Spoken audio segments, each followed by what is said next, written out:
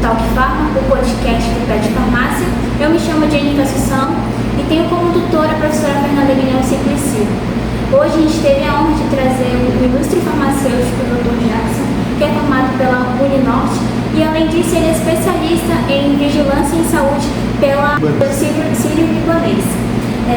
A gente vai abordar sobre um tema muito importante que implica na saúde dos pacientes, que é sobre a fiscalização dos medicamentos, e a gente vai ver como é que os farmacêuticos eles atuam nos bastidores, garantindo a segurança e a eficácia dos medicamentos. Está muito feliz que o senhor tenha aceitado o nosso convite. Se o senhor pode ficar à vontade para responder nossas perguntas. Eu tenho certeza que esse podcast vai esclarecer muitas dúvidas para todos nós, futuros farmacêuticos já atuam na área e para toda a comunidade. Fique agora com mais um episódio. Doutor Jackson, o senhor pode se apresentar um pouco? Como foi que o senhor chegou nessa atuação? Pode falar um pouco sobre a sua trajetória para nós? Olá, Jenny, olá a todos. Muito obrigado pelo convite. Para mim é um prazer imenso estar aqui e poder contribuir e compartilhar um pouco da minha experiência em relação aos medicamentos na vigilância sanitária. Eu sempre digo que na vigilância sanitária o farmacêutico ele precisa e ele é fundamental em todos os processos do medicamento, tá? Desde a sua concepção até o pós-consumo por um paciente. Certo. Então, gente, que legal. A gente vai para a primeira pergunta que a gente vai falar. Você poderia explicar o que é a fiscalização de medicamentos e qual a sua importância para a saúde? Tá. Eu estou na vigilância sanitária desde 2005, antes um pouco de me formar. E eu tive a felicidade, de ter uma imersão nas atividades de fiscalização, principalmente de medicamentos, que foi o que eu escolhi para atuar na vigilância sanitária. E nesse processo de fiscalização, que está em todas as fases, é fundamental a presença de farmacêutico, apesar de não ser o único profissional. Mas dentro desse processo de fiscalização, a gente usa essa palavra, mas é algo muito além, porque isso acontece desde a síntese da substância química que é utilizada em medicamentos, lá na farmacoquímica, os processos que acontecem na indústria, a distribuição de insumos farmacêuticos para as farmácias de manipulação. E aí você começa a enxergar que a substância química utilizada em medicamentos ela vai tomando vários caminhos além da indústria farmacêutica, até chegar à forma farmacêutica que vai ser utilizada por um paciente.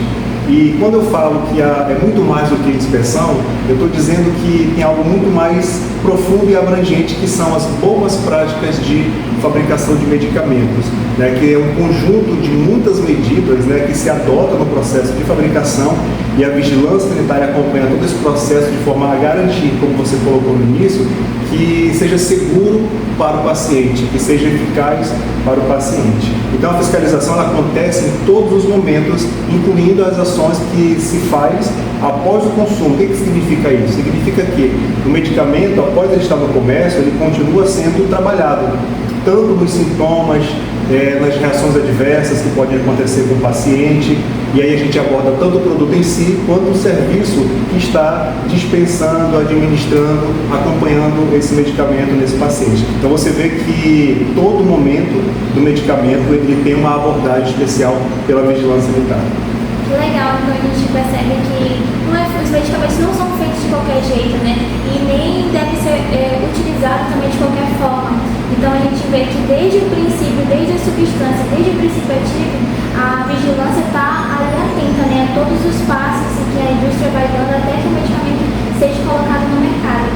Isso é muito, muito interessante. Então a segunda pergunta é: o que motivou a criação dos sistemas de fiscalização no Brasil e quais são os principais órgãos responsáveis por essa função? Olha, Jennifer, desde que começou-se a utilizar substâncias para o tratamento de doenças, para a prevenção de doenças, começou a se ter um olhar. Então, se a gente voltar alguns 100, 200, 300 anos, a gente vem de uma época em que a utilização da substância se dava através das plantas medicinais, basicamente. E as substâncias químicas, muitas delas que conhecemos e que estão em medicamentos alopáticos, industrializados, eles têm todo esse histórico. Então, desde do uso do charlatanismo, como do uso tradicional, como o uso através do conhecimento tradicional brasileiro, né, dos povos mais antigos, a gente já tem essa abordagem. Então, já tinha uma preocupação para o controle dessa utilização desses medicamentos. A gente sabe que hoje a gente tem algumas classes de medicamentos, dentre elas substâncias controladas. Então, começou-se todo um trabalho para garantir segurança. Então, não podia estar disponível de qualquer maneira, né? Tinha que ter uma abordagem, e aí a saúde pública, os governos foram estruturando as ações de monitoramento, de fiscalização, para que se tivesse um controle. E esse controle ele foi se desenvolvendo ao passo em que as indústrias também foram se desenvolvendo, foram sendo criados os medicamentos, os comprimidos, teve todo esse processo de evolução da disponibilização dos medicamentos, as pesquisas científicas para descobrir substâncias, combinação de substâncias, e a vigilância sanitária, desde o princípio, acompanhou isso daí e também foi se aperfeiçoando, não para impedir, mas para que aquilo que fosse disponibilizado tivesse a segurança e eficácia que estava sendo colocada ali. Ou seja, a vigilância baseada em evidências de que o medicamento é seguro e de que ele cumpre o seu papel, o seu propósito. Que legal, né? A gente percebe que a vigilância ela não é inimiga, né, dos farmacêuticos, não é inimiga das pessoas que querem empreender, quem sabe até ter uma farmácia de manipulação, né? Porque às vezes a gente vê a vigilância como um gigante, mas ela está preocupada mesmo com a segurança do paciente, desde o princípio até quando o paciente for fazer o uso, né? Exatamente, Jennifer. E aí, se você me permite complementar, a vigilância sanitária no Brasil, que é um país muito grande, né? E o Brasil tem uma particularidade incrível em relação aos outros países, né? A vigilância sanitária aqui no Brasil, desde 1999, ela está organizada através do Sistema Nacional de Vigilância Sanitária. E nesse cenário, nós temos a Anvisa como órgão nacional, a autoridade máxima de vigilância sanitária no Brasil. Temos em cada estado uma vigilância sanitária estadual, inclusive eu trabalho em uma vigilância sanitária estadual, que é a Fundação de Vigilância em Saúde do Amazonas, e cada município aqui do estado também possui uma vigilância sanitária municipal, sendo a mais expressiva delas a Visa Manaus, que funciona aqui em Manaus. Então é toda uma rede de trabalho, né, voltada e dedicada para que se tenha segurança em relação aos medicamentos e a todos os outros produtos, né, e serviços de saúde também, que é onde também estão os medicamentos. Poxa, muito bacana. A gente vai agora para a terceira pergunta, que é: como acontece na prática uma fiscalização de medicamentos desde a coleta até as análises? Você vai falar um pouquinho sobre isso agora, mas você poderia reiterar? Sim. A fiscalização do medicamento em relação à coleta e as outras ações, ela tem várias formas de serem abordadas. E cada caso vai direcionar a ação porque ela precisa estar de acordo com o cenário, a situação, o problema que pode estar se colocando na sociedade. Mas se a gente observar a questão, a circulação dos medicamentos, essa fiscalização ela acontece desde a concepção, desde o processo de produção e disponibilização da matéria química, né, do estudo farmacêutico. Então tudo isso é fiscalizado, a padronização disso, a adequação disso, incluindo aí também os fitoterápicos, né, que não são chás. Lembrando que às vezes as pessoas confundem, né, o medicamento fitoterápico, né, com a questão do chá. O medicamento fitoterápico é aquele medicamento que foi padronizado e tem todas as características visuais e formas farmacêuticas do medicamento alopático comum. Então, a fiscalização ela não é apenas a coleta de medicamentos, ela acontece em duas situações: um monitoramento, né, que se faz para verificar as características físico-químicas, tentar confirmar o princípio ativo e outras características que estão naquela forma farmacêutica. Também acontecem situações quando há a apreensão de medicamentos também, mas a análise acontece justamente para verificar através de um monitoramento.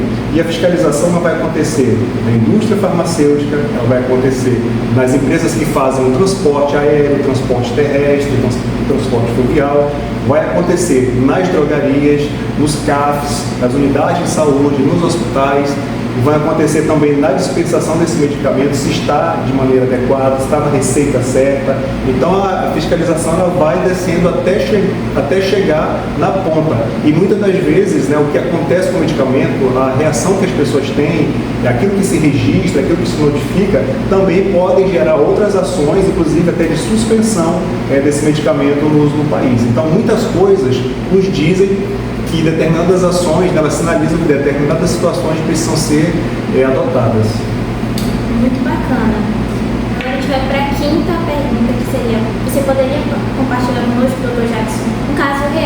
fiscalização que já teve um grande impacto ou uma grande repercussão?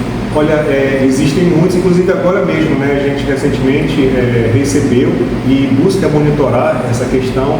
A gente está num momento que existe uma febre, uma busca por emagrecimento e se utiliza as famosas canetinhas, né, com vários medicamentos. E aí a tendência de falsificação ela vai crescente em função da demanda. O público quer e alguém mal intencionado acaba buscando uma falsificação desse medicamento. Então a gente já teve notícia, a gente sempre conta com a sociedade, inclusive, para nos direcionar aonde está acontecendo esse comércio irregular, esse comércio ilegal, e também para buscar identificar um medicamento falsificado, que não é muito simples, porque quem trabalha, quem atua na falsificação, busca mesmo parecer ao máximo com o original para poder ser comercializado. Mas nós já tivemos, por exemplo, imunoglobulinas, além das canetas, né, de Ozempic, que a gente já viu também situação de falsificação, medicamentos que são trazidos de outros países sem que haja o registro aqui no Brasil. Então, são várias coisas que acontecem o tempo inteiro. Os Correios, a Receita Federal sempre aciona a vigilância sanitária, porque sempre eles identificam, mesmo nesse volume tão grande de produtos que circulam, medicamentos falsificados, medicamentos contrabandeados. E hoje em dia a gente percebe que as pessoas não nem mais filtram, né? Eu já vi vários casos no meu Instagram de gente publicando, não sei se pode falar, mas já vi gente publicando venda de Monjaro. Aí coloca lá, parcelamos até 10 vezes, abertamente ao público, e eu vejo que isso incentiva as pessoas a utilizar o medicamento. E às vezes elas nem conhecem o princípio ativo, não sabem qual vai ser o efeito colateral, porque é fato, né, que todo medicamento pode ser leve ou grave, sempre vai ter um efeito colateral. Mas as pessoas veem muito por meio de influenciadores, veem que deu certo para algumas pessoas e acreditam fielmente que vai dar certo para elas também. E às vezes elas não sabem qual é o risco que ela está passando ao utilizar esse tipo de medicamento. Então, que legal que a gente vê que a Anvisa ela também está buscando fiscalizar, não só a Anvisa, né, todos os outros órgãos que o senhor citou, para que todas as pessoas entendam que a gente não tem que fazer uso de medicamentos de qualquer jeito, de qualquer forma, né? Então, fico muito feliz e fico até mais aliviada e espero também que isso venha regredindo cada vez mais, porque parece que está no boom, né? Cada vez mais pessoas estão utilizando mais medicamentos indiscriminadamente.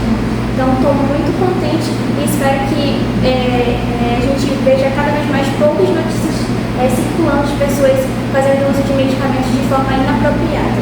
Então, aqui a sexta pergunta quais são os maiores desafios enfrentados hoje, especialmente com a venda online e a importação de medicamentos? Exatamente, pegando no gancho do que você acabou de falar. Nós vivemos um período, né, em que as pessoas estão em busca desenfreadas em relação àquilo que é externo, aquilo que é material, a aparência conta muito, então todo mundo quer estar lá no Instagram mostrando a sua melhor forma, mostrar o corpo perfeito. E nesse processo, né, várias situações acontecem. Então a gente tem aí, por exemplo, agora a utilização de um antidiabético, né, um emagrecedor para uso controlado, com acompanhamento profissional, mas as pessoas estão às vezes se colocando em situações e elas não avaliam o risco que aquilo pode trazer. Porque a gente sabe que existem os medicamentos que são registrados, mas eles não são uma fórmula mágica. Eles têm toda uma forma de serem utilizados, um acompanhamento médico. Então, o desafio agora tem sido realmente esse, levar as pessoas à orientação, estabelecer um laço de confiança com elas, para que elas não utilizem de qualquer maneira. Porque medicamento, quando bem utilizado, ele pode gerar e tem grande potencial de que as pessoas tenham um ótimo resultado. Mas, por outro lado, pode ser uma grande armadilha. A gente já viu que pessoas já morreram, pessoas constantemente têm sido levadas ao serviço de pronto atendimento em função do uso inadequado, incorreto, e que muitas das vezes nem precisam desse medicamento. Então, o desafio mesmo fazer com que as pessoas e também combater. A própria Anvisa, ela tem investido muito em tecnologias, né, inclusive de inteligência artificial, para combater a propaganda e a comercialização virtual de medicamentos, sejam eles quais forem. Medicamento com a venda virtual é muito perigoso. E aí a propaganda está mostrando um medicamento que pode até ser o original, mas o que vai chegar para você provavelmente é algo falsificado, provavelmente não tem a substância que ele diz ter ali dentro, e está disfarçado também de planta medicinal. Aí quando chega na casa da pessoa, a gente pega muito isso, e quando chega na casa é uma garrafinha escura, né, de foramba, e tem um líquido lá dentro que ninguém sabe o que tem naquele líquido, e muita gente ingere, algumas não tem nada, mas a gente tem relatos, e muitos relatos de pessoas que quase chegaram a ter um problema mais sério, uma hepatite medicamentosa e até o risco de precisar de um transplante de fígado. Porque coloca-se qualquer coisa, coloca-se qualquer tipo de substância que a gente não sabe o que é, a quantidade que a gente não imagina qual seja, porque o processo de fabricação de medicamento é muito complexo. Você colocar dentro de um ml uma X quantidade de princípio ativo e padronizar isso é muito difícil. São anos e milhões de dólares em investimentos para que você tenha aquele comprimido que a gente às vezes não dá valor, aquela injeção que às vezes a gente acha que é uma coisa boba e que não é, que tem todo um histórico aí de regularização, de registro e muitos investimentos. Então não dá para brincar com a saúde. Quando o assunto for medicamento, não existe a questão de é natural, não tem problema, não tem efeito colateral. Se toda propaganda que você vir na internet disser que não tem efeito colateral e que não tem contraindicação, isso é uma confissão de que isso é uma armadilha e você pode estar colocando a sua vida em risco. É verdade, gente. Além dessa IA que a Anvisa está implementando, achei muito legal.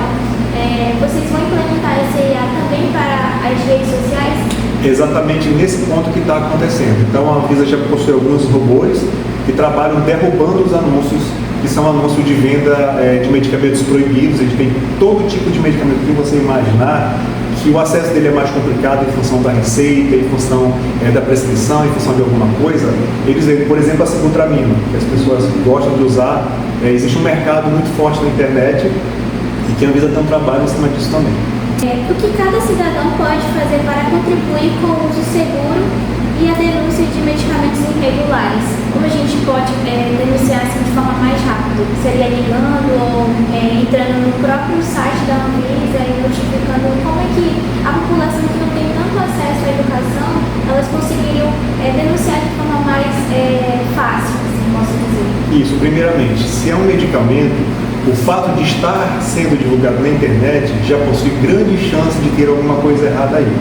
Porque o contexto do medicamento, ele sempre está num processo de prevenção, de tratamento da saúde. Então, se está na internet com muita facilidade, parcelamento, um monte de coisa, além do risco desse medicamento não chegar, de ser um golpe, tem um golpe dele chegar e não ser aquilo que você está comprando.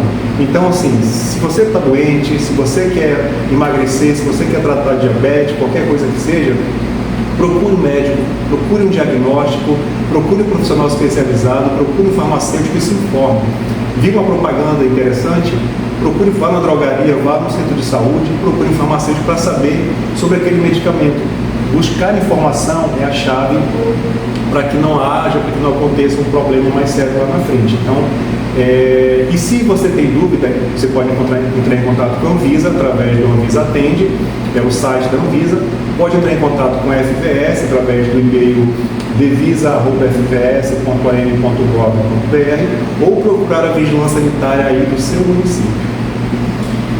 Dr. Jackson, acho que ele chegou na nossa última pergunta. A gente está muito feliz, eu creio que ele pôde esclarecer para todos nós, tanto estudantes como até as pessoas que não cursam o curso de farmácia, mas que querem entender um pouco mais sobre esse ramo. Eu creio que ele esclareceu muitas dúvidas. E o nosso apelo é deixar que não façam uso indiscriminado dos medicamentos, sempre pesquisem, sempre tentem buscar a ajuda de um profissional, só utilizem mesmo se for receitado por algum profissional de saúde, e evitem cair em golpes que muita gente propaga nas redes sociais, e utilize essas dicas que o Dr. Jackson abordou aqui para nós. Então, a gente está muito feliz por o senhor ter aceitado o nosso convite. Eu espero que o senhor tenha se sentido à vontade e saiba que as portas do PET Farmácia sempre vão estar abertas para o senhor, para qualquer outro evento que a gente organizar. Muito obrigada de coração. Se eu quiser agradecer também, não sei se o senhor tem redes sociais, se quiser alguma rede social divulgar, fazer um jabá, né? O senhor pode ficar à vontade. Tá bom, meu nome é Jackson Lagoas, você me encontra no Instagram. Também tem o Instagram da Fundação de Vigilância em Saúde, onde nós canalizamos, nós concentramos todas as informações, todas as orientações estão lá. E eu quero agradecer esse espaço, para mim é motivo de grande alegria e satisfação poder compartilhar informações. Eu sempre digo que quando há um chamado e a questão é informar, orientar a população, para nós é sempre uma prioridade. Então esse é o nosso papel, essa é a nossa missão. A gente está aqui, a nossa razão de existir é para que o cenário de consumo em geral seja o mais seguro possível, em que o empreendedor consiga comercializar o seu produto, em que o paciente tenha acesso de maneira adequada, de maneira segura, de maneira controlada e monitorada, e que todos saímos ganhando com isso. Porque todo mundo que utiliza medicamento quer ficar bem. E não é justo que alguém caia num golpe e aí acaba adoecendo para uma outra coisa que não era o problema dele. Então, às vezes, na busca pelo perfeito que não existe, a gente acaba contraindo algum problema de saúde que nós queremos e contem sempre conosco, viu? Muito obrigada, Dr. Jackson. Até outra oportunidade, se Deus